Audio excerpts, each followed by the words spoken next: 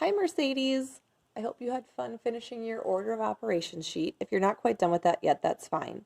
But I wanted to show you the next thing that we're going to be working on. So this is about solving equations. So we've talked a little bit about solving equations and solving for a variable. I gave you a worksheet that has solving with addition.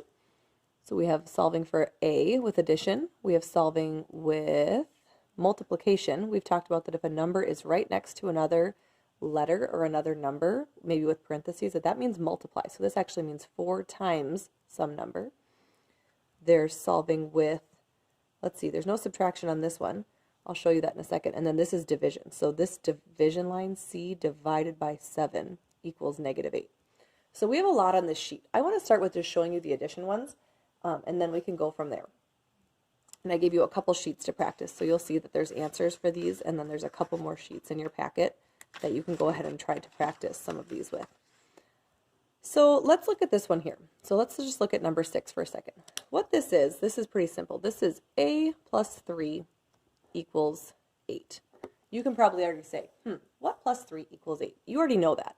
You know that 5 plus 3 equals 8. But I want to show you a way to solve it. So what I like to do is a method that's called the railroad tracks. So I like to take my equal sign and I make a little railroad tracks like that. In equations, whatever you do to one side of the equation, you have to do to the other side of the equation. So I'm going to show you what that looks like. Over here, I have a variable, a. I don't know what that means, or what that is. I have some unknown number plus 3, and that's going to equal another number. These have to be the same on either side of this equal sign. So what's happening over here is that I have a variable plus 3. I want to get that variable all by itself. So to get rid of the plus 3, I'm going to do minus 3, because minus 3 is the opposite of plus 3. A positive 3 and a negative 3, they cancel each other out. That turns into 0. That's what I want. But if I do minus 3 on this side, I have to do minus 3 on this side. Now, what I'm left with on my left side is just an a, which is great. That's what I want to know.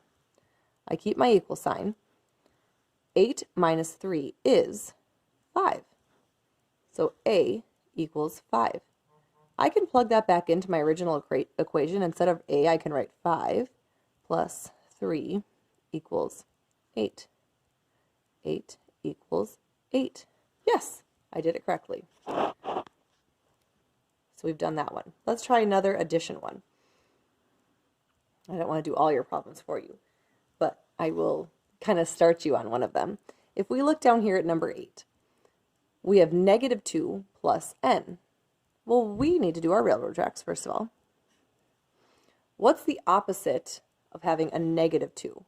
That would be a +2. Those are going to cancel each other out. Over here, I have to do the same thing. I have to do +2. I want you to go ahead and finish that one out and solve that and see if you can figure out what n equals. So there's a couple addition problems. So let's back out here. Oh, other way. So we have some addition ones.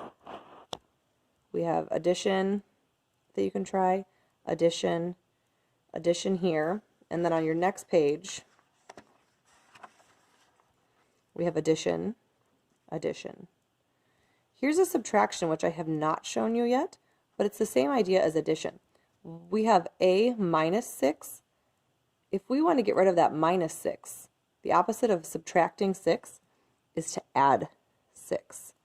So that one, we're going to put our railroad tracks like this. We're going to do plus 6. What's going to go on this side is plus 6.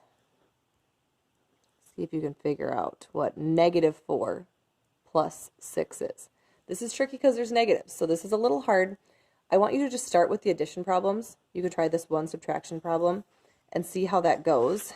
There are also some, I believe, on a third sheet. Yes. So you can try addition, addition, addition, and that's it. Oh, here's a subtraction one. All right, so anywhere that you see an addition or subtraction problem are the ones that I'd like you to try. So let's say this one, this one, this one, subtraction, we can try. So you've got 4 on that page to do, and I gave you the answers. We've got 1, 2, 3, 4, on that page to do. We did 1 together, but you can try that one again. 1, 2, 3, 4 on that page to do. So that's 16 problems. So see how that goes. Just stick with the addition and subtraction. We're not going to move on to division or multiplication yet. So go ahead and skip those and see how that goes. I'll talk to you soon.